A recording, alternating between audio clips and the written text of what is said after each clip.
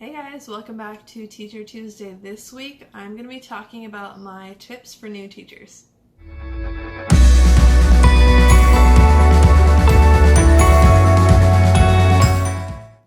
Welcome back, or welcome if you're new. If you are new, my name is Eric Stickles. I am a teacher, I am planning my wedding, and I'm on a weight loss journey.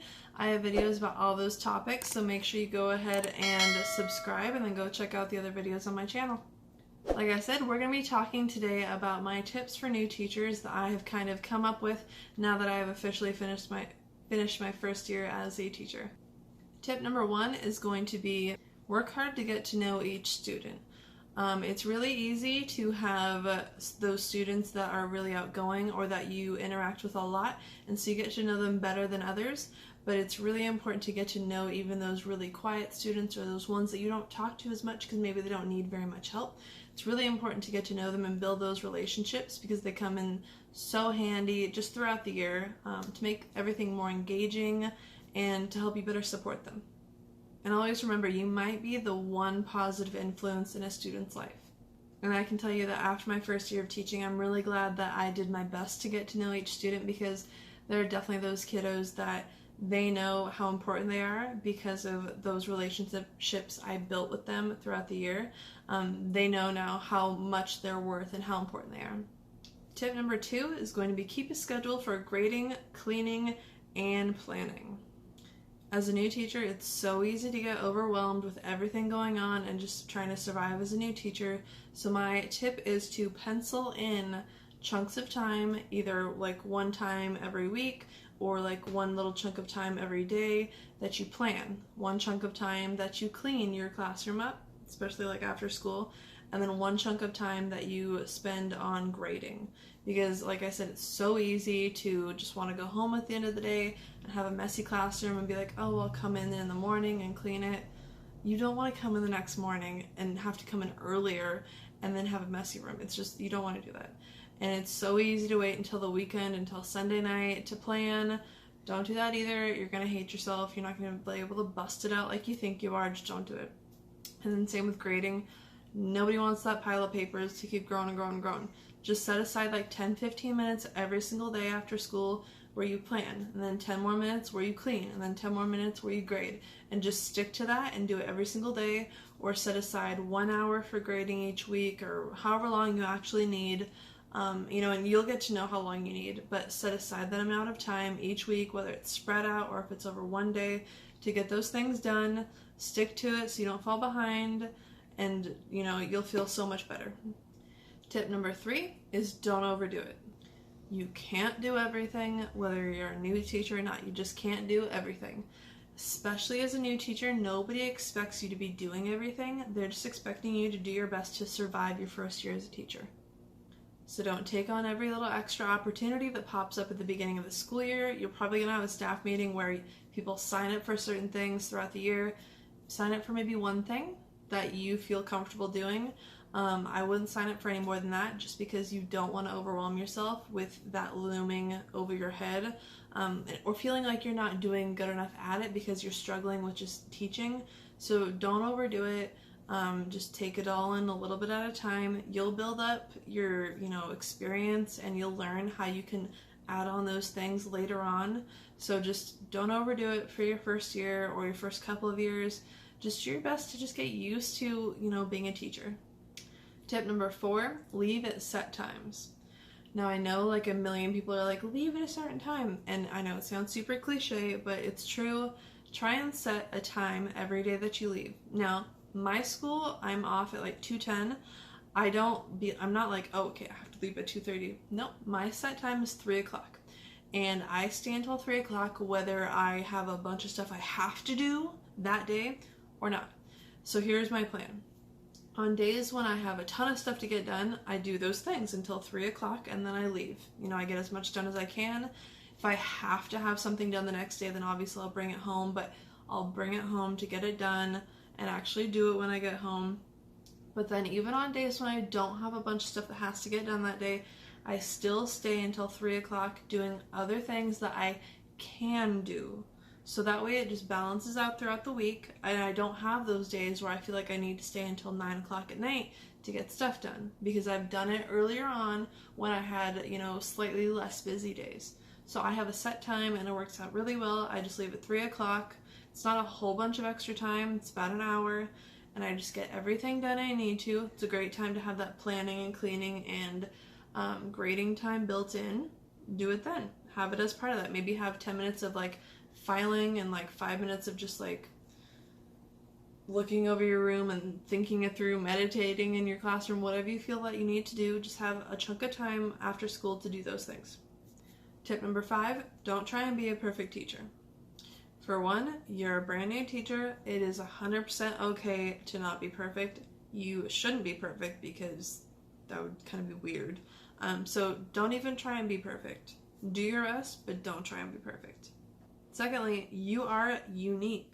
You're your own person. You're your own teacher. You're going to teach in your own ways. So if you go and try and copy a perfect master teacher, that's just not going to work for you necessarily. You might be able to take some things from that teacher and slowly work them into your teaching practices, but copying another person or another teacher to a T, it's just not you.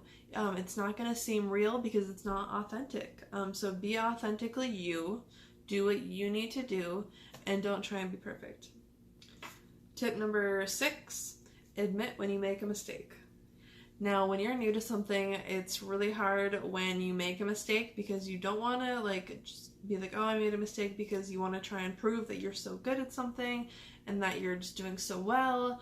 But here's the thing. No matter whether it's with a colleague, your supervisor, your students, or your kids' parents, admit when you make a mistake, okay? All of those people, they're going to respect you a little bit more for actually admitting that you made that mistake. Now, of course, you don't want to be going up to your supervisor being like, I made a mistake, I made a mistake, I made a mistake. Because that's going to kind of set off some alarm bells in their head. They're going to be like, this person makes a lot of mistakes. But if you make a blatant mistake that has something to do with them, tell them about it. If it's your kids, they'll just laugh right along with you, and then they're going to see that it's okay to make mistakes and honor the fact that you made a mistake and learn from it. I would do something with my kids and be like, whoa, hang on, Miss Stickles made a mistake, my bad, let's back up and try that again. And they'd be like, oh, Miss Stickles, but it was no big deal, and we'd move on, okay? Same with colleagues and parents. They might be mad for a split second if it's something that you made a mistake on, there are certain cases, but in the long run, they're going to really respect that you were, respectful enough of them to admit that you made that mistake and then to do your best to correct it. Don't just be like, oh yeah, I made a mistake, and then just not fix it, of course, but it's okay to make mistakes. You're going to make mistakes no matter what, no matter how perfect you want to be, you're going to make mistakes, so admit when you make a mistake. Also, with all those people, it's going to help you build that relationship with them as well. Tip number 7, plan, plan, plan.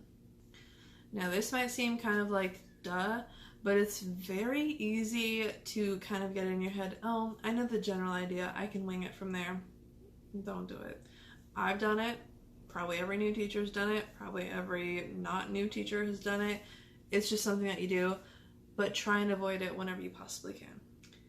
If you do truly go in and just wing it, something is not going to go as well as it could have, and there's an easy way to fix that. Schedule and planning time and stick to it and plan, plan, plan. Use that planning time to actually get stuff done, get stuff planned, not to be, just staring at your planner or decorating it with cute stickers. Get your planning in, get it done, and use it, because everything will go smoother and your teaching will just be more effective. Tip number 8, review and learn your curriculum. Now, I can tell you firsthand, the worst feeling as a new teacher that I have had is when you go and you're teaching something and you're like, okay, I got this. And then you realize that you are teaching it the wrong way. And so you have to stop like in the middle of your lesson and go, hey guys, forget what I just told you. Let's rewind. I made a mistake, and show them the correct way. If that happens, I would suggest to admit it, tell them what you did wrong, and then go back and fix it. But you just don't want it to happen in the first place. So review that curriculum, learn that curriculum. Now you might be like, oh, I'm 20 something, I know math. You can probably do any math problem out there, I agree. But Can you do it in the way that they want you to teach it to them, especially with Common Core? Math, big deal. Read that book. Review the night before what you're going to be teaching. Review the weekend before, whenever you need to.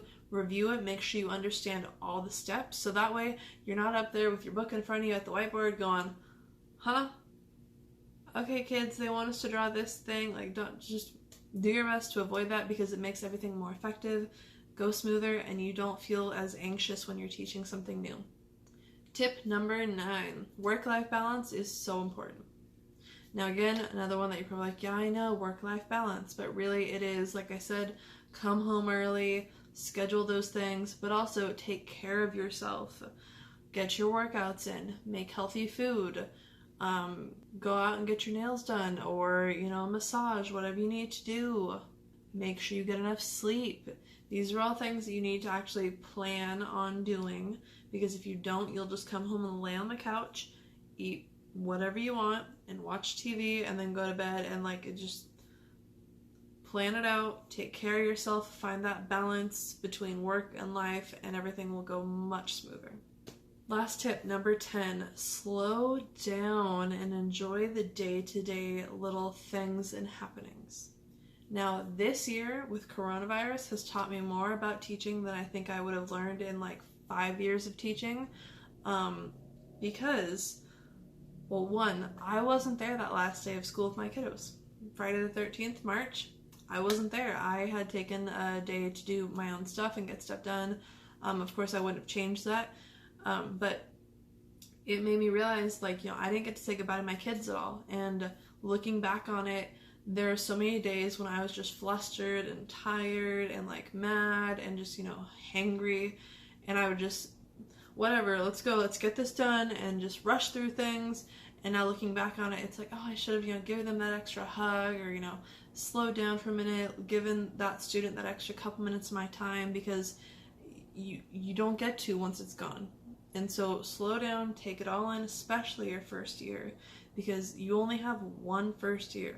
You might have years where it feels like you're teaching brand new again, which I'm sure will be me next year, because this year was a weird one. But you only get one real first year, one real first time. So slow down, enjoy all the little things, take it all in, just do your best with what you got.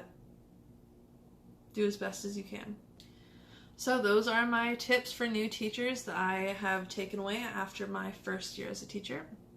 So next time, going along with this, I'm going to be talking about what I learned my first year as a teacher. Things I things I wish I knew before starting my first year as a teacher. That'll be my next Teacher Tuesday video, so make sure you hang out for that one. Go subscribe down below and check out the other videos on my channel about being a teacher, my weight loss journey, and of course my wedding planning that's going on. Go check those all out on my channel, and I will see you in the next video. Bye!